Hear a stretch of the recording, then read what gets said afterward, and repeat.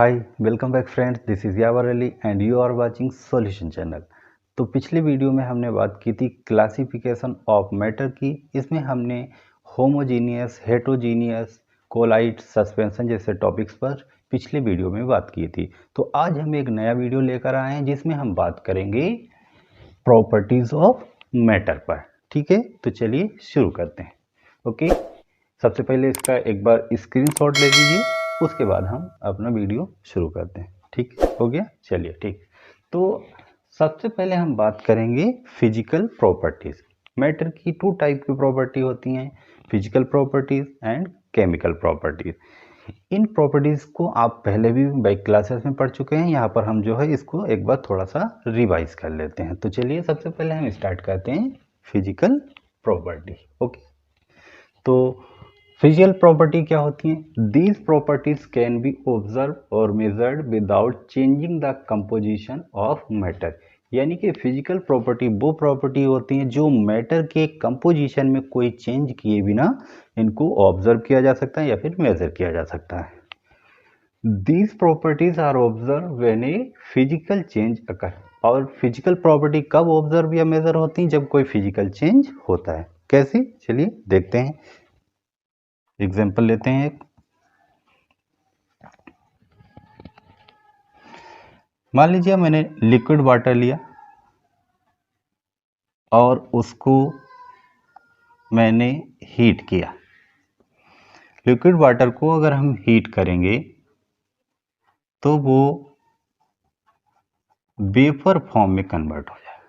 ठीक है, वाटर को हमने हीट किया, ये वेपर फॉर्म में कन्वर्ट हो गए, यानी कि वेपर स्टेट में आ गया, फिजिकल स्टेट में चेंज आ गया। लेकिन क्या इसके कंपोजिशन में चेंज हुआ है? नहीं।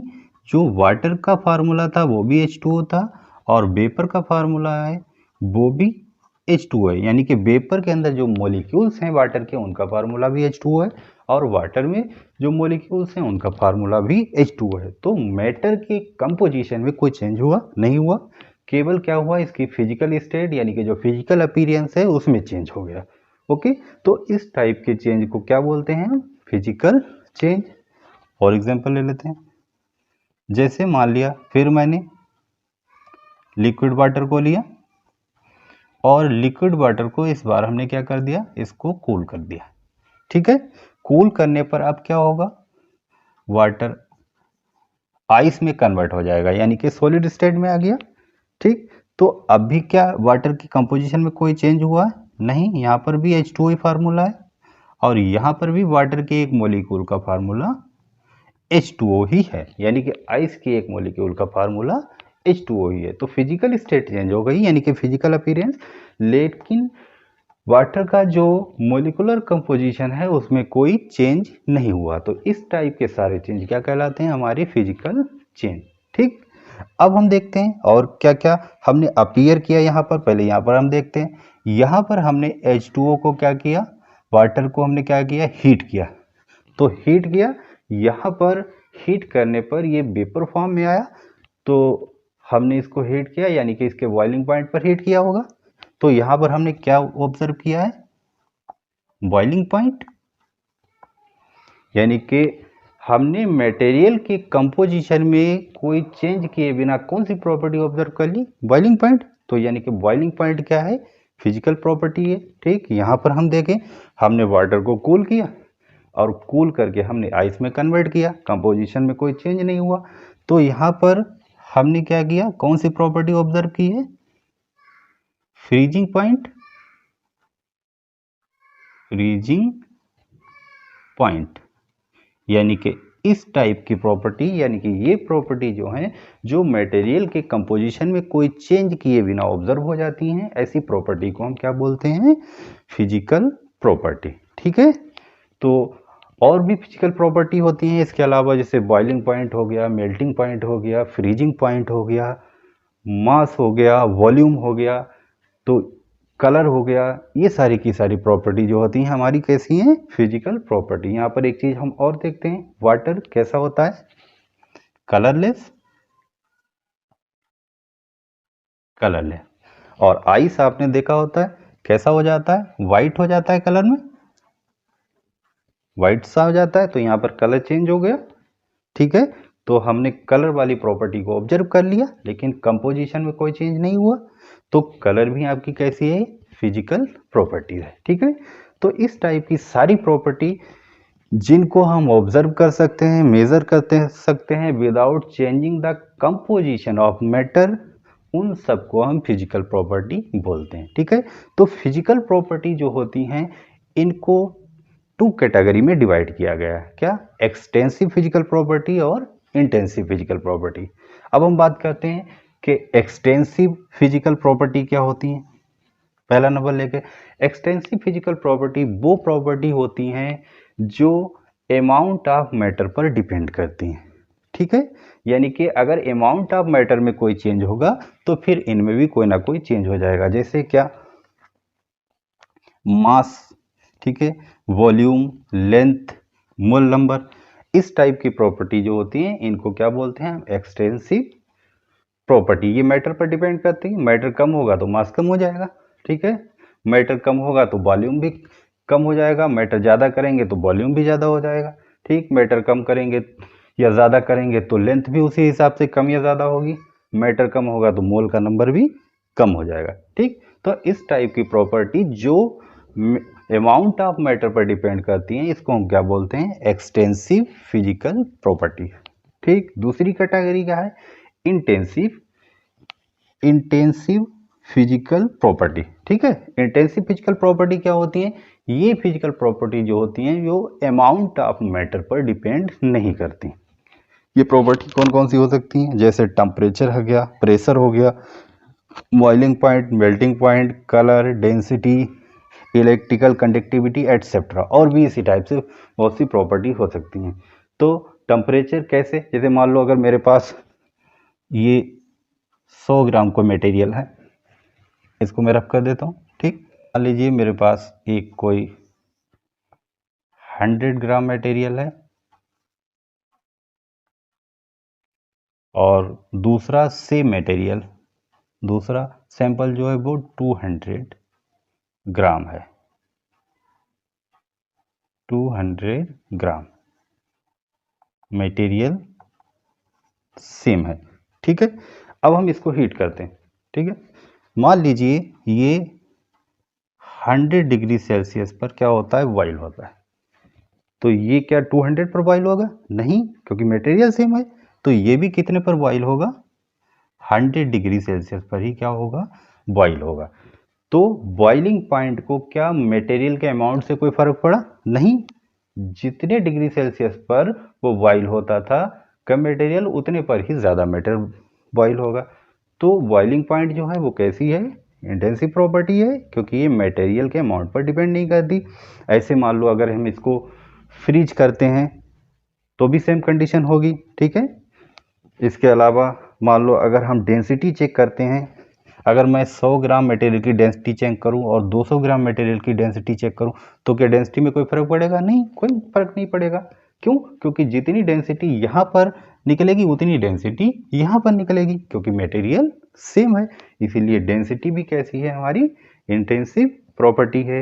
इलेक्ट्रिकल कंडक्टिविटी की अगर हम बात करें, अगर मैं मान लिया ये कोई कंडक्टर है, इसमें करंट का फ्लो कराता हूँ, तो जैसे करंट का फ्लो इसमें होगा सेम टू सेम करंट का फ्लो इसमें होगा। ठीक है, क्या कोई फर्क पड़ेगा ज़्यादा और कम मटेरियल होने से? नहीं, कोई फर्क नहीं पड़ेगा। अगर हम बात करें टेम्परेचर की और प्रेशर की, तो टेम्परेचर और प्रेशर का इफेक्ट भी सेम ही पड़ेगा। इसीलिए इस टाइप की प्रॉपर्टीज जो होती हैं इन फिजिकल प्रॉपर्टी, इनको इंटेंसिव फिजिकल प्रॉपर्टी के अंडर में रखा गया है, क्योंकि ये अमाउंट ऑफ मैटर पर डिपेंड नहीं करती हैं। ठीक है, अब हम बात करते हैं केमिकल प्रॉपर्टी की। ओके, इसको रब कर देते हैं। These properties can not be observe और measured without changing the composition of matter. यानी कि जो केमिकल प्रॉपर्टी है वो मटेरियल के कंपोजिशन में बिना कोई चेंज किए बिना ऑब्जर्व नहीं की जा सकती। अगर कोई रिएक्शन हो रही है उसमें जो रिएक्शन के अंदर मटेरियल लिया गया है उसके कंपोजिशन में मॉलिक्यूलर फार्मूले में कोई चेंज नहीं हो रहा है, तो इसका मतलब फिर केमिकल चेंज नहीं हो रहा है, फिर वो फिजिकल चेंज हो रहा है। ओके, तो केमिकल प्रॉपर्टीज जो होती हैं उनको मटेरियल के कंपोजिशन में बिना कोई चेंज किए ऑब्जर्व नहीं किया जा सकता। These properties are observe when a chemical change occur. और ये प्रॉपर्टी कब ऑब्जर्व होती हैं? जब कोई केमिकल चेंज होता है। कैसे? जैसे मान लिया ऑक्सीडेशन हो रहा है, रेस्पिरेशन हो रहा है, रस्टिंग हो रही है, कंबशन हो रहा है, एसिडिटी है, बेसिसिटी है, ये सारे के सारे एग्जाम्पल जो हैं ये किसके हैं? केमिकल प्रॉपर्टी के। जैसे मालूम है, एक एग्जाम्पल लेता हूं, रेस्पिरेशन। ठीक है, रेस्पिरेशन में क्या होता है? रेस्पिरेशन में हम लोग ऑक्सीजन एंटर करते हैं और कार्बन डाइऑक्साइड रिलीज करते हैं। ठीक, तो होता क्या है बॉडी के अंदर? देखते हैं। हमारी बॉडी में पहले से ही ग्लूकोज होता है। ऑक्सीजन जो होता है इसको क्या करता है? ऑक्सीडाइज कर देता है, और ऑक्सीडाइज करके ये कन्वर्ट हो जाता है CO2 कार्बन डाइऑक्साइड, इसको हम रिलीज कर देते हैं। H2O डिफरेंट प्रोसेस में यूज हो जाता है, या फिर यूरिन को फॉर्म में हमारी बॉडी से रिलीज हो जाता है। और साथ में क्या बनता है? एनर्जी। ये एनर्जी जो होती है हमारी बायोलॉजिकल प्रोसेस में यूज हो जाते हैं। तो अब हम यहाँ पर देख रहे हैं कि क्या हुआ कि हमने मटेरियल कुछ और लिया था और यहाँ पर जो प्रोडक्ट फॉर्म में मटेरियल है वो कुछ और हो गया, यानी कि मटेरियल के कंपोजिशन में क्या हो गया? एक चेंज आ गया। तो मटेरियल के कंपोजिशन में जब चेंज आ जाता है तो फिर क्या हो जाता है? इसको हम केमिकल चेंज बोलते हैं, और इस टाइप की जो प्रॉपर्टी होती है उसको हम क्या बोलते हैं? Chemical property. एक और एग्जाम्पल की हम बात कर लेते हैं, जैसे मान लो रस्टिंग की हम बात कर लेते हैं। रस्टिंग, चलिए रस्टिंग की हम आयरन के केस में बात कर लेते हैं। Fe यानी कि आयरन जो होता है जब ऑक्सीजन और मॉइस्चर के कांटेक्ट में आता है तो इसके ऊपर एक ब्राउन कलर की लेयर क्रिएट हो जाती है। उस ब्राउन कलर की लेयर का फार्मूला क्या होता है? Fe2O3 into NH2O। N का मतलब नंबर ऑफ वाटर मॉलिक्यूल, ये कितने भी हो सकते हैं। तो ये रस्ट का फार्मूला, ये ब्राउन कलर की हो। तो हम देख रहे हैं कि यहाँ पर भी क्या था कि मटेरियल कुछ और था, अब उसमें जब चेंज हो गया तो कंपोजिशन चेंज हो गया, अब कुछ और बन गया। ठीक है, तो यहाँ पर भी क्या हुआ? एक केमिकल चेंज हो गया। तो रस्टिंग भी क्या है? एक केमिकल प्रॉपर्टीज है। ठीक है, ओके।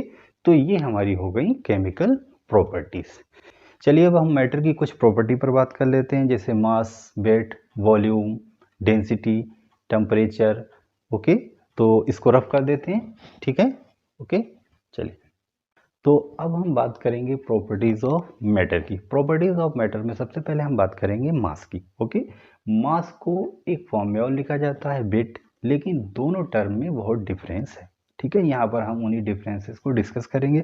तो एक बार चलिए आप जल्दी से इसका स्क्रीनशॉट ले लीजिए, फिर हम आगे इस पर डिस्कस करते हैं। ठीक है, ओके। चलिए, तो हम बात करते हैं पहले मास की। मास क्या है? कोई सब्सटेंस है, उसके अंदर जितना अमाउंट जो होता है मैटर का प्रेजेंट होता है उसी को मास बोला जाता है। ठीक है, यानी कि मास क्या है? Mass is the amount of matter present in it. Okay. Weight क्या है? Weight is the measure of amount of force due to gravity that act on it. यानी कि वेट क्या है? वेट जो है वो उस सब्सटेंस के ऊपर जितना ग्रेविटी वर्क कर रहा है, ग्रेविटी का जितना फोर्स वर्क कर रहा है उतना ही उसका क्या होगा? वेट हो जाएगा। ठीक। Mass, it remains constant at anywhere. Mass जो होता है किसी ऑब्जेक्ट का ये कांस्टेंट रहता है। Weight it will vary depending on location. और वेट जो होता है किसी ऑब्जेक्ट का वो लोकेशन के हिसाब से डिपेंड करता है। अगर लोकेशन चेंज होगी यानी कि ग्रेविटेशनल एरिया जो होगा वो चेंज होगा तो वेट चेंज हो जाएगा। ओके, जैसे मैं बात करता हूँ, मेरे पास कोई 1 किलोग्राम का ऑब्जेक्ट है, ठीक है, और ये अर्थ पर है। अब इस 1 किलोग्राम के ऑब्जेक्ट को मैं अर्थ से जुपिटर पर लेकर जाता हूँ। जुपिटर, ठीक है। ग्रेविटी अर्थ की कितनी है? 9.8, और जुपिटर की ग्रेविटी जो है वो लगभग 25 के करीब, मान लेते हैं 25 के करीब है। ठीक है, तो ग्रेविटी से यहाँ आने पर कितना चेंज हो गया? 2.5 गुना, 2.5 गुना चेंज हो गया। तो ऑब्जेक्ट का जितना वेट है अर्थ के ऊपर, उसके वेट में भी उतना ही चेंज हो जाएगा। ग्रेविटी बढ़ेगी तो वेट बढ़ जाएगा, ग्रेविटी कम होगी तो वेट कम हो जाएगा। यानी कि 1 किलोग्राम का ऑब्जेक्ट जो है वो जुपिटर पर आने पर कितना हो जाएगा, 2.5 किलोग्राम का। ठीक है, तो ग्रेविटी में चेंज होने पर वेट जो होता है वो चेंज हो जाता है। और मान लो इसी ऑब्जेक्ट को मैं स्पेस में लेकर जाता हूँ, 1 किलोग्राम का ऑब्जेक्ट, तो क्या उसका वेट रहेगा, तब वहाँ पर वेट जो होगा वो कैसा हो जाएगा, 0 हो जाएगा। क्यों, क्योंकि स्पेस के अंदर जो है वो ग्रेविटी कितनी है, 0 है। ठीक है, तो लोकेशंस के हिसाब से जो होता है वो वेट चेंज हो जाता है, यानी कि ग्रेविटी में चेंज होने पर वेट जो होता है वो चेंज हो जाता है। ठीक, और हम क्या बात करते हैं, it can never be zero, यानी कि मास जो होता है वो कभी जीरो नहीं हो सकता। क्यों, क्योंकि मास तो सब्सटेंस के अंदर जो अमाउंट होता है प्रेजेंट वो होता है। तो अगर सब्सटेंस को हम एक ग्रेविटी से दूसरी ग्रेविटी में ले जाएं तो क्या उसके अंदर जो मैटर प्रेजेंट है उसमें कोई चेंज होगा, नहीं, उसके अंदर कोई चेंज नहीं होगा। इसीलिए जो होता है किसी ऑब्जेक्ट का मास चेंज नहीं होता है, कांस्टेंट रहता है, वो जितना होता है उतना ही रहता है, चाहे उसको कहीं लेकर जाओ। लेकिन वेट जो होता है वो 0 हो सकता है। ठीक है, जैसे कि स्पेस में ले जाने पर वेट जो होता है वो 0 हो जाता है, क्योंकि वहां पर ग्रेविटी 0 है, क्योंकि ये ग्रेविटी पर डिपेंड करता है। ठीक है, और हम बात कर लेते हैं क्या, it is a scalar quantity. किसी ऑब्जेक्ट का मास जो होता है वो कोई डायरेक्शन नहीं बताता है, कि अगर मैं कहूँ मास तो इससे आपको कोई डायरेक्शन मालूम हो रही कि इधर जा रहा है कि इधर जा रहा है कि इधर के नीचे जा रहा है, नहीं, कोई डायरेक्शन नहीं मालूम हो रहा। तो मास जो है वो कैसी आती है, स्केलर क्वांटिटी में आती है। अगर मैं वेट की बात करूं तो ये ग्रेविटी से रिलेटेड है, क्योंकि ग्रेविटी पे डिपेंड करता है। और ग्रेविटी जो होती है वो किसी प्लैनेट की अगर मैं बात करूं तो ग्रेविटी जो होती है उसको नीचे की ओर खींचती है, तो ग्रेविटी डायरेक्शन बता रही है। तो इसीलिए वेट जो होता है इसको कंसीडर किया जाता है किसमें, वेक्टर क्वांटिटी में। लेकिन कुछ रेफरेंस बुक्स हैं उसमें इसको स्केलर क्वांटिटी माना गया है। ओके, चलिए अगले पॉइंट की हम बात करते हैं। SI unit of mass is kilogram. जो मास होता है उसकी एसआई यूनिट किलोग्राम होती है। SI unit of weight is newton. Weight जो होता है उसकी एसआई यूनिट जो होती है न्यूटन होती है। क्यों, क्योंकि वेट जो होता है वो फोर्स से रिलेटेड होता है, और फोर्स की यूनिट न्यूटन होती है, इसीलिए वेट की यूनिट जो होती है वो क्या होती है, न्यूटन होती है। लेकिन इस न्यूटन को जो है, जो फोर्स का अमाउंट होता है उसको हम किलोग्राम में चेंज कर सकते हैं। जैसे मान लो अगर मैं बात करूं 1 किलोग्राम, तो 1 किलोग्राम जो होता है वो इक्वल होता है 9.81 न्यूटन। यानी कि जितना ग्रेविटी का फोर्स होता है 9.81, वो फोर्स इक्वल होता है किसके, 1 किलोग्राम के। तो इस तरह से आप जो है वेट को चेंज कर सकते हैं किसमें, किलोग्राम में।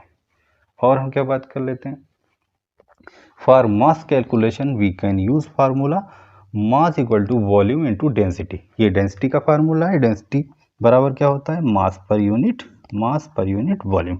तो यहीं से हम मास के लिए डेंसिटी इनटू वॉल्यूम फार्मूला निकाल सकते हैं। तो इस तरह से मास कैलकुलेशन के लिए हम इस फार्मूले का यूज कर सकते हैं। ठीक है, for weight calculation used formula W equal to mg। ठीक है, फेमस फार्मूला है, आपने कई बार पढ़ा होगा। तो W मीन्स वेट, m मतलब मास और g का मतलब ग्रेविटी, जितनी ग्रेविटी वर्क कर रही है।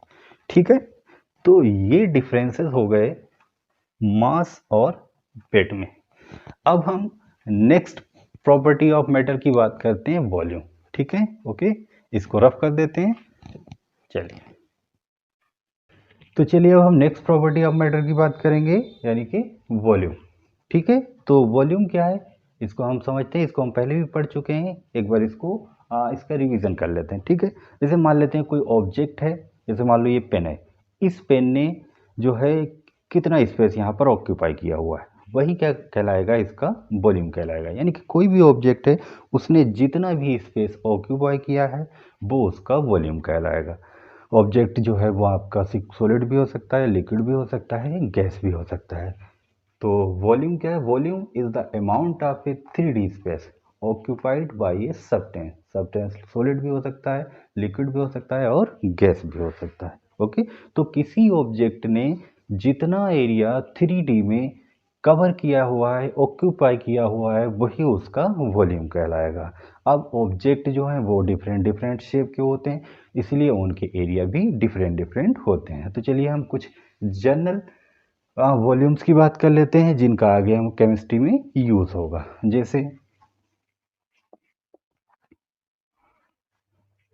वॉल्यूम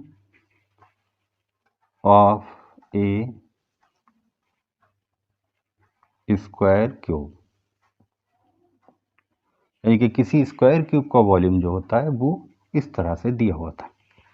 एक क्यूब ए जो है वो एक साइड को डिनोट करता है, और क्यूब मतलब यहाँ पर 3 साइड्स को मेंशन किया गया है, लिया गया, क्योंकि हम 3D स्पेस की बात कर रहे हैं। जैसे मान लो ये कोई क्यूब है, अभी ये 2D में इसका शेप है, ठीक। इसको अगर हम 3D में बनाते हैं, अब ये 3D में इसका शेप हो गया, ये 3D में शेप हो गया।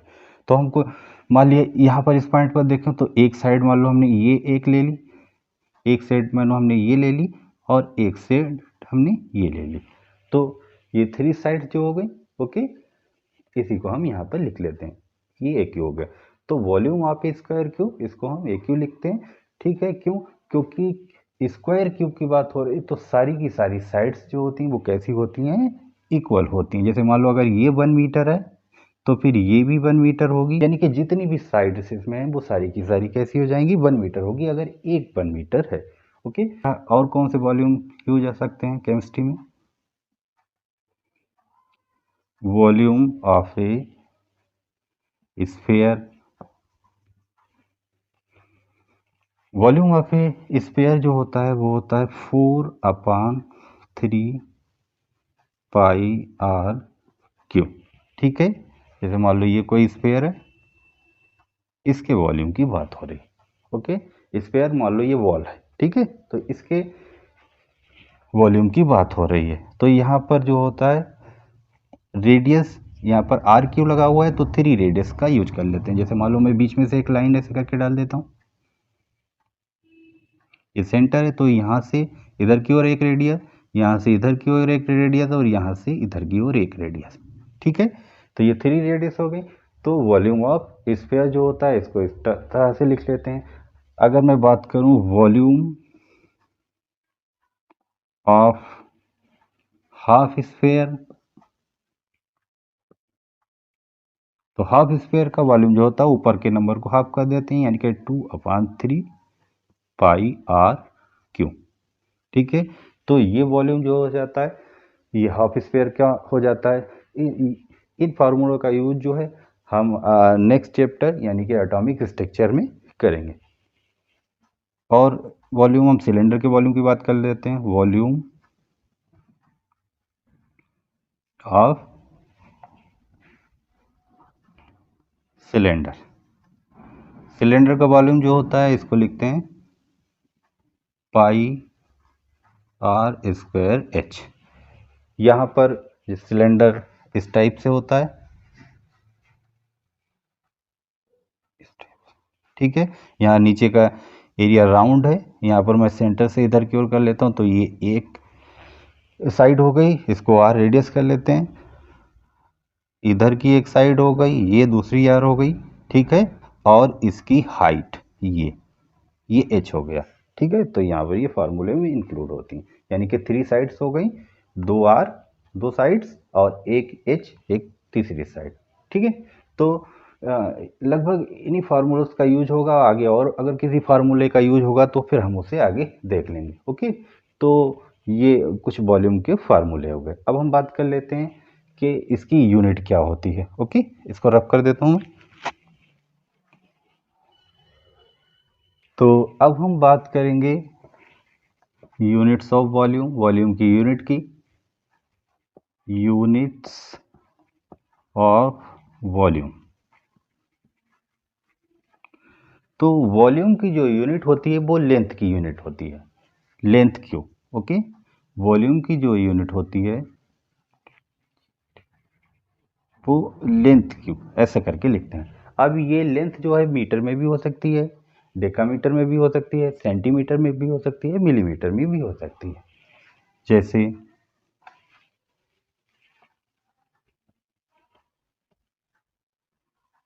मीटर क्यूब, ठीक है, ये एसआई यूनिट है, एसआई यूनिट।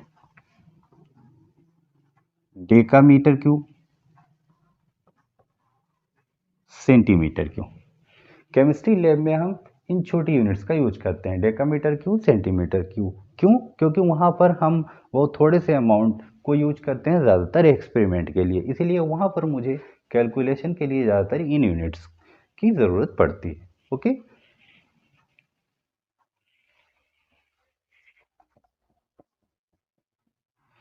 केमिस्ट्री लैब में सॉल्यूशंस या फिर कोई लिक्विड्स को मेजर करने के लिए डिफरेंट टाइप के ऑपरेशंस होते हैं। जैसे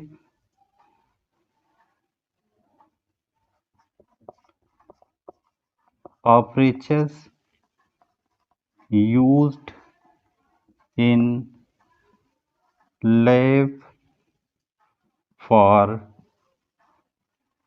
measuring volume.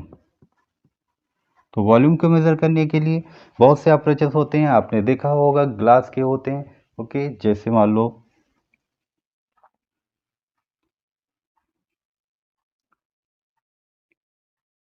Graduated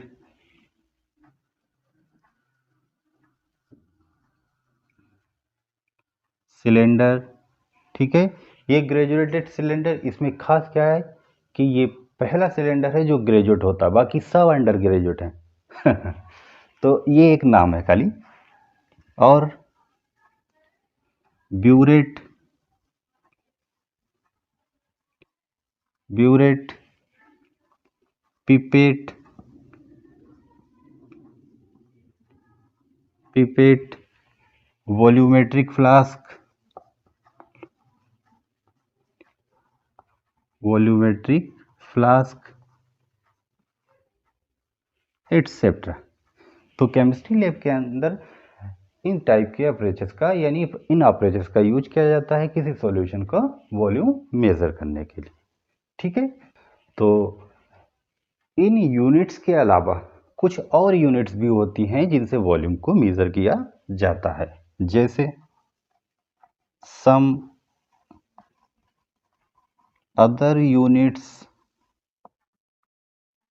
of volume. तो जनरल लाइफ में हम वॉल्यूम की कुछ और यूनिट्स का यूज करते हैं, जैसे सबसे फेमस लीटर, ठीक है।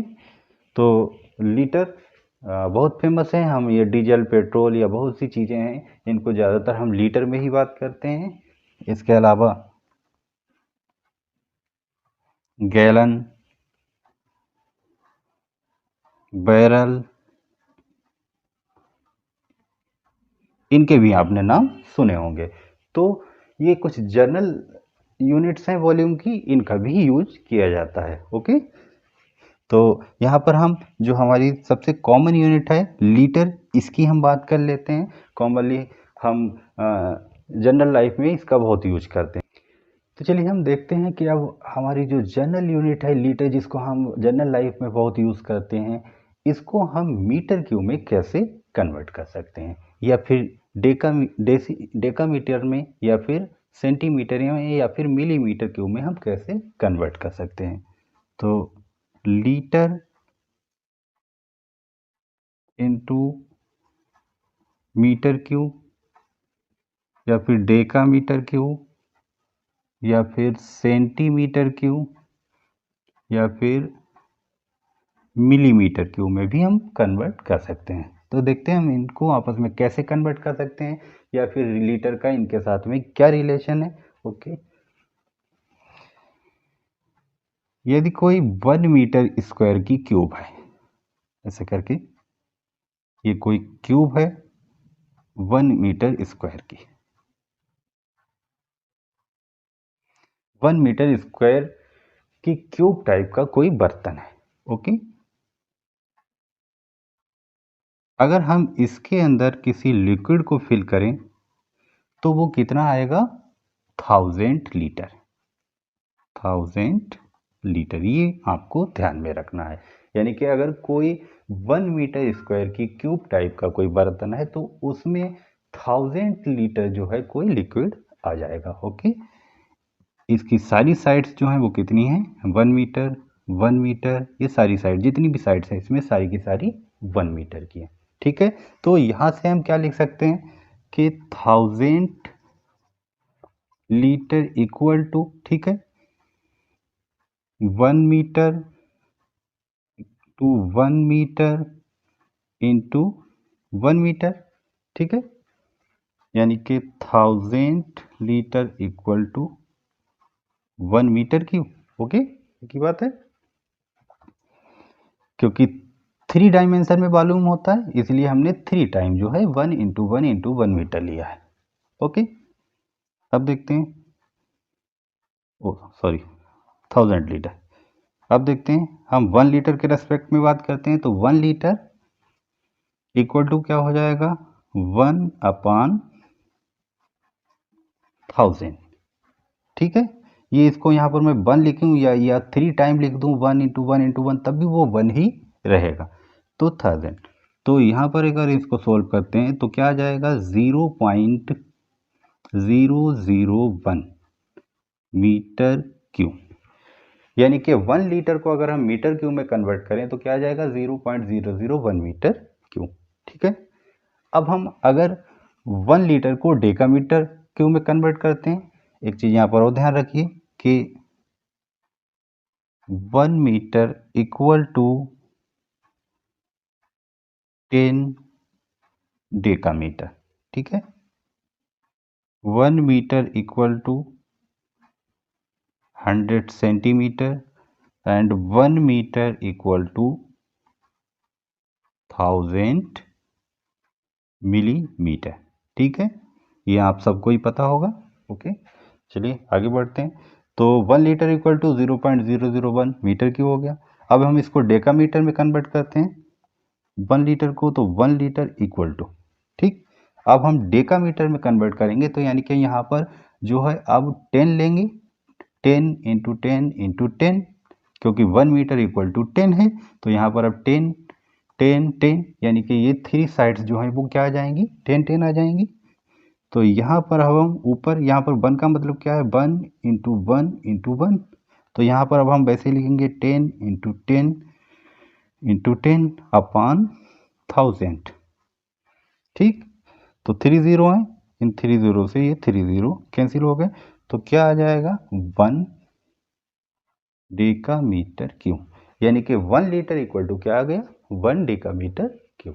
ओके, तो अब हम इसको इसी टाइप से सेंटीमीटर में कन्वर्ट कर लेते हैं। तो सेंटीमीटर में जब कन्वर्ट करेंगे तो अब जो है यहाँ पर 1 मीटर की जगह पर क्या आ जाएगा, क्योंकि 1 मीटर इक्वल टू 100, तो अब हम यहाँ पर 100 लिख लेंगे, यानी कि 1 litre equal to 100 into 100 into 100 upon 1000। तो 3 0 से 3 0, तो आगे हमारा क्या बचा, 1000 सेंटीमीटर क्यूब।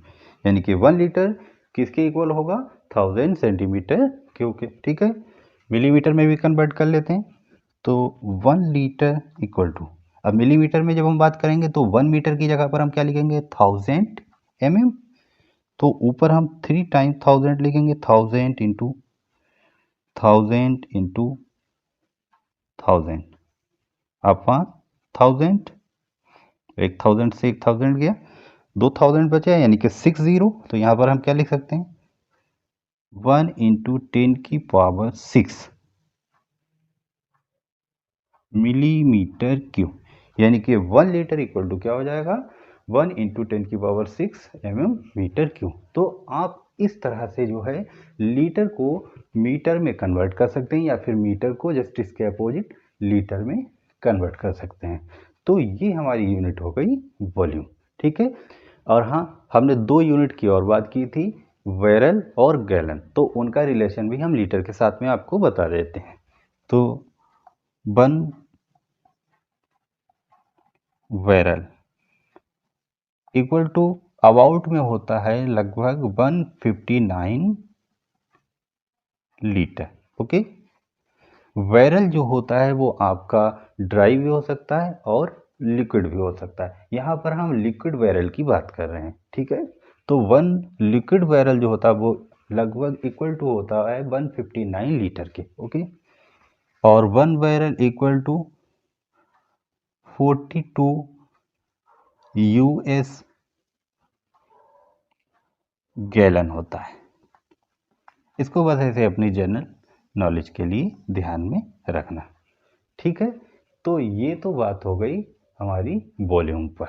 ओके, नेक्स्ट अब हम अगली यूनिट की बात करेंगे। ओके, जब तक इसको हम रफ कर देते हैं।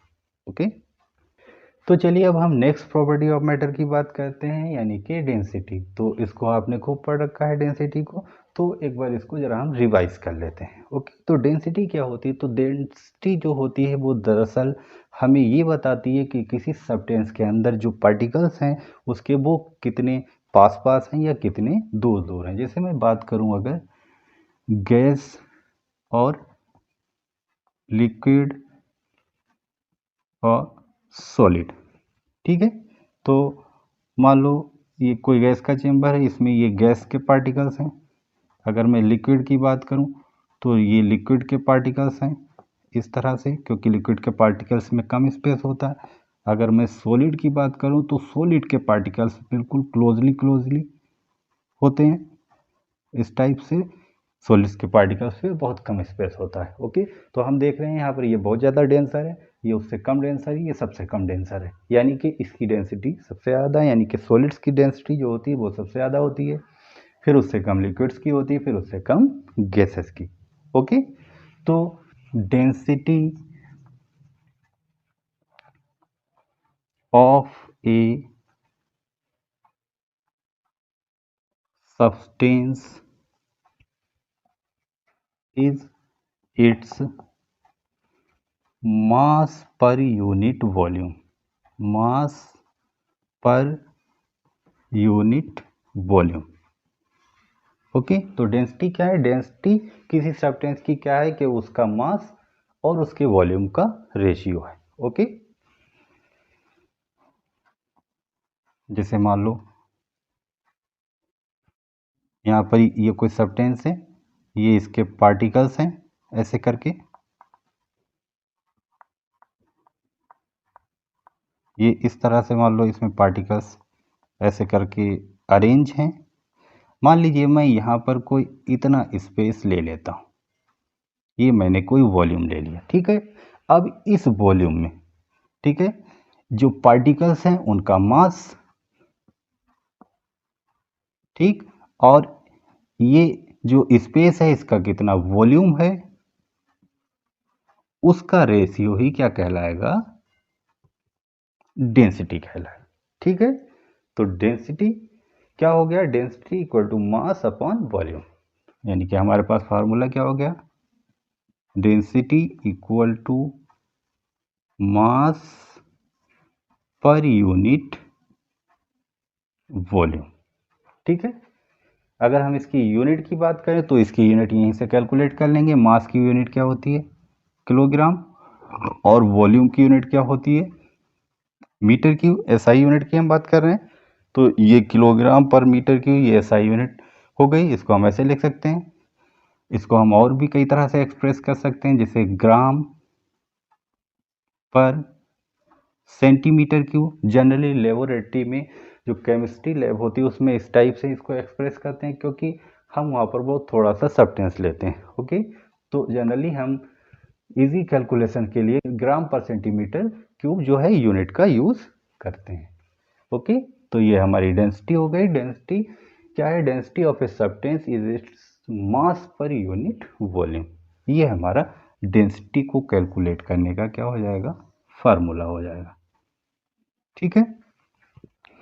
और क्या हम बता सकते हैं इसमें? डेंसिटी जो है वो टेम्परेचर और प्रेशर से कैसे रिलेट है? Generally if temperature increases density of a substance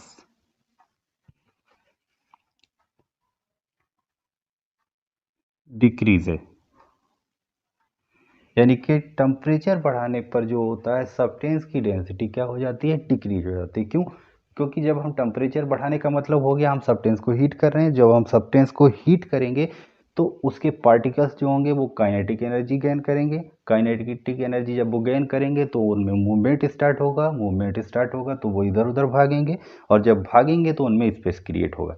तो जब स्पेस क्रिएट होगा तो पर यूनिट वॉल्यूम जो होगा पार्टिकल्स कम हो जाएंगे। ओके, यानी कि डेंसिटी जो होगी वो क्या होगी, कम हो जाएगी। तो टेम्परेचर जब इंक्रीज होता है तो सब्सटेंसेस की डेंसिटी क्या होती है, डिक्रीज हो जाती है। ओके, और टेम्परेचर डिक्रीज करने पर सब्सटेंसेस की डेंसिटी जो होती है वो इंक्रीज होती है, लेकिन हर जगह पर हम इसको अप्लाई नहीं कर सकते या हर जगह पर ये ट्रू नहीं हो सकता। जैसे मान लो मैं वाटर की बात करूं, वाटर को अगर हम कूल करते हैं, ठीक है, तो 4 डिग्री सेल्सियस आने पर उसकी डेंसिटी सबसे ज़्यादा होती है, लेकिन जैसे ही 4 डिग्री सेल्सियस से नीचे उसको हम ठंडा करते हैं तो फिर जो होता है उसकी डेंसिटी जो होती है वो डिक्रीज होने लगती है। क्योंकि जब वाटर जो होता है आइस फॉर्म में कन्वर्ट होता है तो उसके बीच में पोर्स क्रिएट होते हैं जिसमें एयर आ जाती है। तो आइस की डेंसिटी जो होती है 4 डिग्री सेल्सियस पर जो वाटर होता है या जनरल जो वाटर होता है उससे कम होती है, इसीलिए आइस जो होती है वो वाटर की सरफेस फ्लोट करती है। ओके, प्रेशर की हम बात करते हैं generally. If pressure increases density of gases increases but density of solid and liquid solids and liquids generally remain unaffected। यानी कि प्रेशर इंक्रीज करने पर गैसेस की डेंसिटी जो होती है वो इंक्रीज हो जाती है, क्योंकि गैसेस के जो मॉलिक्यूल्स हैं पार्टिकल्स हैं वो पास पास में आ जाते हैं, तो पर यूनिट वॉल्यूम में ज़्यादा पार्टिकल्स हो जाते हैं, इसीलिए गैसेस की डेंसिटी क्या होती है, इंक्रीज हो जाती है। लेकिन उसके कंपैरिजन में अगर हम सॉलिड और लिक्विड की बात करें तो ये लगभग नॉन कंप्रेसिबल होते हैं, पहले हमने बताया था, इसलिए जनरली जो होता है ये अनअफेक्टेड रहते हैं प्रेशर से। ठीक है, और क्या हम बता सकते हैं, द, इसको मैं रफ कर देता हूँ। ओके, इसको रफ कर देता हूँ, ऊपर लिखता हूँ, the density of pure water is 1000 kilogram पर मीटर क्यूब, या फिर इसको शॉर्ट में दूसरे तरीके से लिख सकते हैं 1 ग्राम पर सेंटीमीटर क्यूब। ओके, तो जो प्योर वाटर होता है उसकी डेंसिटी जो होती है 1000 किलोग्राम पर मीटर क्यूब, या फिर इसको हम 1 ग्राम पर सेंटीमीटर क्यूब बोल सकते हैं। ओके, और ये होती कितने पर है, एट 4 डिग्री सेल्सियस पर। ठीक है, तो ये जो वाटर की डेंसिटी होती है इसको रिफरेंस डेंसिटी भी माना जाता है। रिफरेंस डेंसिटी मतलब इसी डेंसिटी के रेस्पेक्ट में दूसरे जो सॉल्यूशंस होते हैं उनकी या दूसरे सब्सटेंसेस जो होते हैं उनकी डेंसिटी को क्या किया जाता है, कैलकुलेट किया जाता है। ओके, तो वाटर की डेंसिटी जो 1 है, 1 ग्राम पर सेंटीमीटर क्यूब, इसको रिफरेंस डेंसिटी माना जाता है। ओके, अगर मान लो कोई सब्सटेंस जो है वो वाटर की डेंसिटी से कम डेंसिटी रखता है तो वो वाटर की सरफेस पर क्या करेगा, फ्लोट करेगा। अगर मान लो कोई सब्सटेंस जो है वो वाटर की डेंसिटी से ज़्यादा डेंसिटी रखता है तो वो क्या करेगा, वाटर में सिंक कर जाएगा। जैसे मैं मान लो बात करता हूँ आइस की डेंसिटी वाटर की डेंसिटी से कम होती है, इसलिए आइस जो होती है वो वाटर पर फ्लोट करती है। किसी मान लिया लकड़ी के टुकड़े की बात करूं तो वो भी फ्लोट करने लगता है, सूखा लकड़ी का टुकड़ा वो भी फ्लोट करता है, तो उसकी डेंसिटी भी वाटर की डेंसिटी से कम है। तो वो सारी चीज़ें जिनकी डेंसिटी वाटर की डेंसिटी से कम होती है वो सारी वाटर की सरफेस पर फ्लोट करती हैं, और जिनकी ज़्यादा होती है वो वाटर में सिंक कर जाती हैं। Those substances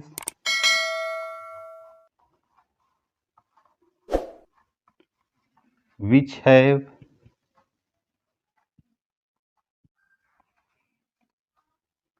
lesser density than water